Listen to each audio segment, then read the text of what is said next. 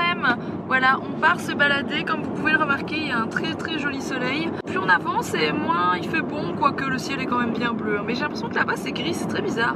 Non, c'est l'horizon. C'est l'horizon. C'est très bizarre. Mila est juste là. Je sais pas, elle dort? Non, elle dort pas. On part faire un tour si j'ai bien compris. J'aimerais bien que je le lise, hein. T'aimerais bien savoir.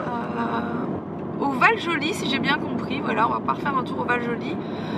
On a pris la poussette magique, vous savez, la poussette qui va sur les vélos, etc. La chariote. La chariote, parce qu'en fait, on sait mettre tout ce qu'on veut dedans, en fait. C'est tout ferré. Il y a point de bœuf pour tirer. N'importe quoi. N'importe quoi. Ça vole de plus en plus bas. Oh, c'est les visiteurs, c'est culte. Bon, du coup, on va se balader là-bas parce qu'aujourd'hui il fait bon. Et puis demain, pour Mila, c'est la reprise de l'école. Mais demain, on est vendredi, en fait. Non. Demain, on est jeudi. Oui. Donc, elle va retourner 2 jours à l'école, ensuite, elle est en vacances. C'est bien ça. Donc elle va pas y aller pour beaucoup, mais c'est bon là. Enfin franchement aujourd'hui je pense qu'on aurait déjà pu la mettre. Donc là c'est tester là, elle a besoin de prendre l'air. Je suis rassurée, mais voilà, elle est pas sortie depuis plusieurs jours, sauf pour venir faire une petite course avec nous vite fait. Coucou Mila. T'es contente? Oui. Bon, on ne voit pas beaucoup ton visage, hein. Au moins elle a pas froid. Parce qu'en fait il fait beaucoup moins chaud ici les amis. Il fait beaucoup plus gris. Enfin gris, non le ciel est bleu quand même mais il fait moins chaud.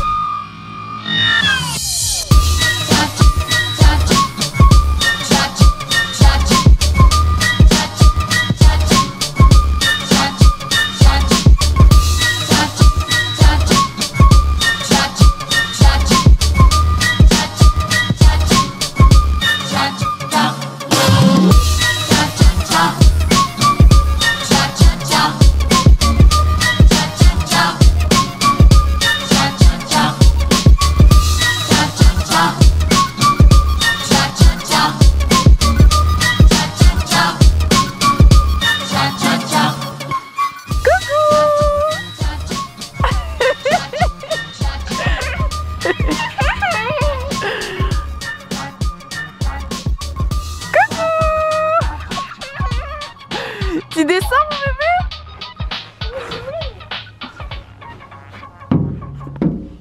À la 1, à la 2, à la 3. Bah tu vas trop vite. Tu vas trop vite pour maman.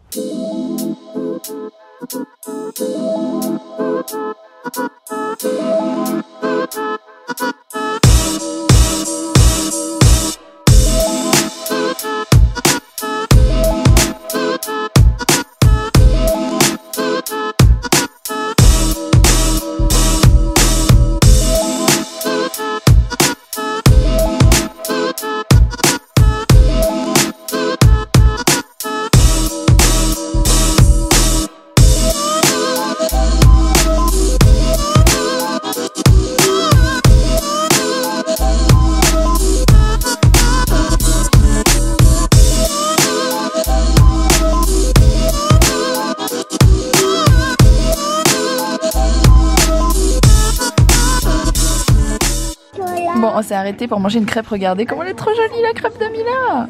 Eh, Mila elle est belle ta crêpe hein. Il veut des Smarties. D'abord on commence par la crêpe. Bon on est rentré depuis un moment les amis. Alex vient de faire à manger avec la petite d'ailleurs. Elle se prend de passion pour la cuisine. C'est tout le contraire de sa mère, hein, c'est fantastique. Je vous ai pas montré la tenue de Mila aujourd'hui. J'adore cette veste qu'on lui a laissée, mais c'est un petit gilet en fait. Tu la montres? Du coup elle vous la montre, elle vous fait la présentation, vous savez, comme les petits modèles qui l'ouvrent, qui vous montrent l'intérieur, etc. Bon bref, c'est une petite veste comme ça assez courte qui vient de la Redoute, si je dis pas de bêtises. Printemps-été de l'année dernière il me semble. Et je lui ai fait cette photo avant de partir tout à l'heure. C'était trop drôle. En fait elle se marre sur toutes les photos sauf sur celle-là où elle est en train de se retourner. Et je l'ai gardée et voilà, je la trouve super jolie cette photo, j'adore. Regardez la super assiette qu'Alex vient de me donner. Alors je sais pas trop ce que c'est, on dirait du riz. J'ai oublié la ciboulette. Du riz avec des poires au-dessus parce que je l'ai vu couper les poires. Il y a des oignons aussi. Et le riz, il y a quoi comme sauce? Gris d'Auvergne ou bleu d'Auvergne? Bleu d'Auvergne. Bleu d'Auvergne. Bleu d'Auvergne, donc j'avais mal compris. Alex avait oublié ce détail. La ciboulette. Un ciboulette.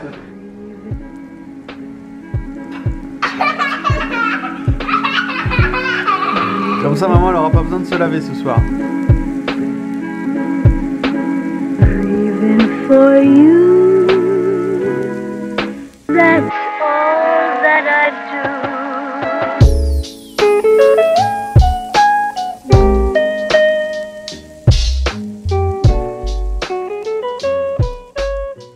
Bon, Mila est partie au dodo, c'est Alex qui l'a mis au dodo aujourd'hui.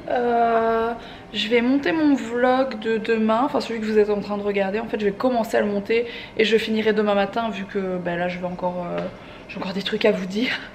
Donc voilà, j'ai trop envie de re-regarder, vous savez, le reportage, enfin le reportage, si c'est un espèce de documentaire, reportage sur The Minimalist. C'est deux gars qui ont un blog et voilà, qui ont fait un petit tour, enfin pas un tour des États-Unis, mais qui sont allés dans plusieurs villes des États-Unis, voilà, expliquer un petit peu comment ils voient le minimalisme, etc.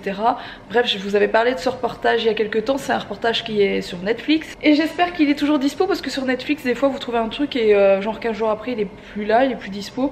Donc je vais regarder s'il y est encore. D'abord je vais monter mon vlog, je vais faire mon boulot et après je vais faire ça. Il y a un truc sur lequel il faut vraiment que je revienne parce que vous me posez trop de questions tout le temps, c'est Cartman. Alors pour ceux qui n'ont pas encore suivi, je le dis encore une fois, je sais qu'à chaque fois je dis c'est la dernière fois que j'en parle, mais bon, c'est pas que je veux pas en parler, c'est juste que je veux pas en parler à chaque vidéo, je vois pas l'intérêt.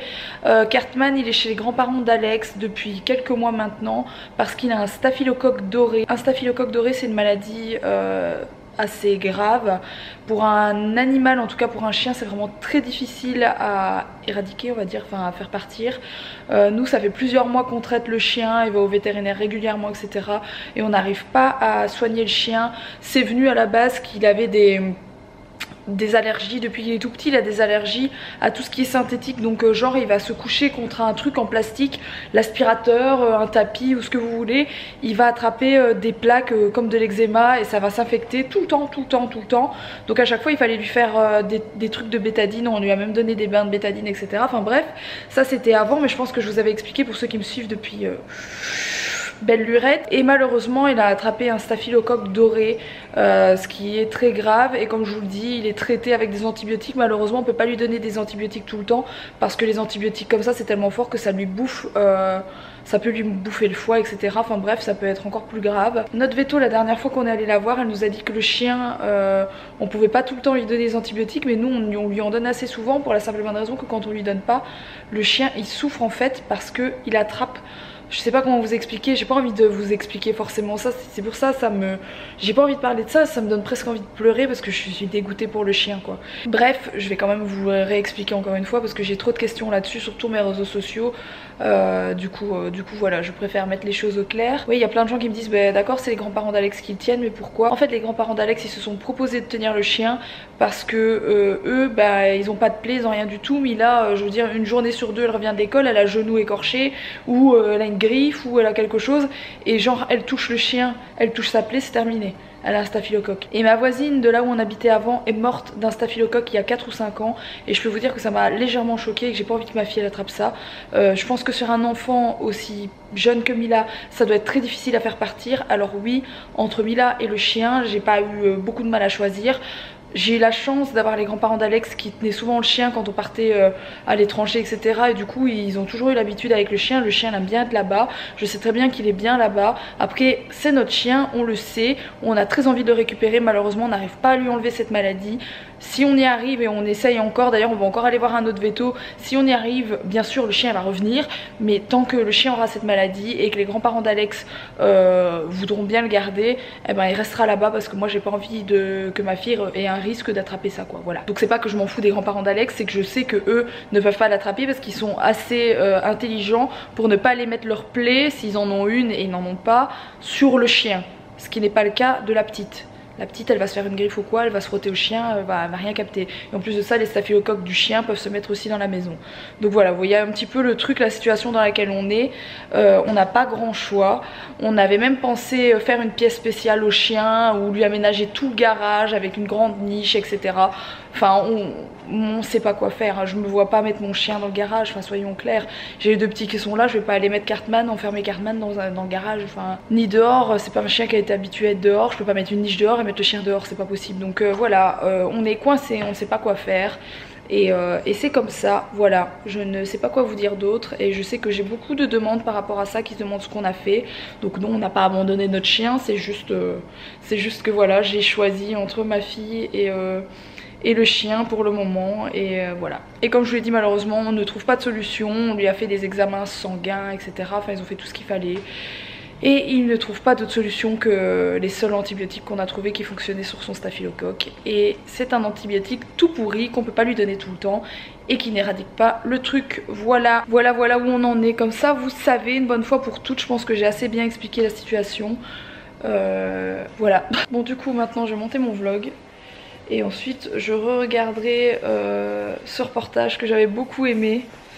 D'ailleurs ils sont un autre truc dont je vous ai pas parlé par rapport à ce blog les minimalistes, hein, donc qui s'appelle, et ce reportage, ils font un jeu qui s'appelle le Mins Game. Donc c'est sur Instagram, vous pouvez regarder le hashtag Mins Game, donc M-I-N-S game comme un jeu.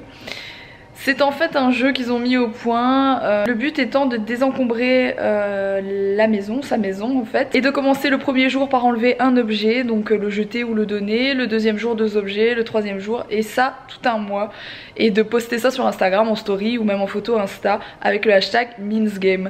Moi perso je ne vais pas le faire, même si je trouve ça très chouette, pour la simple et bonne raison que franchement enlever 30 ou 60 objets ça va rien changer à mon bins ici. Donc c'est pas suffisant, moi il faut des étapes au dessus, vous voyez. Donc voilà, mais sinon je trouve ça super cool, n'hésitez pas à aller voir si ça vous intéresse tout ce genre de trucs, parce que c'est vrai que c'est assez marrant et ça peut être marrant à faire, voilà. Je pense que ce sont des Américains ou des Anglais, je suis plus certaine, ils ont l'air très sympas ces deux mecs là. Donc n'hésitez pas à aller checker tout ça si ça vous intéresse. Moi j'ai trouvé ça assez marrant, que ce soit leur reportage ou leur blog ou tout le reste, je trouve ça assez cool, voilà.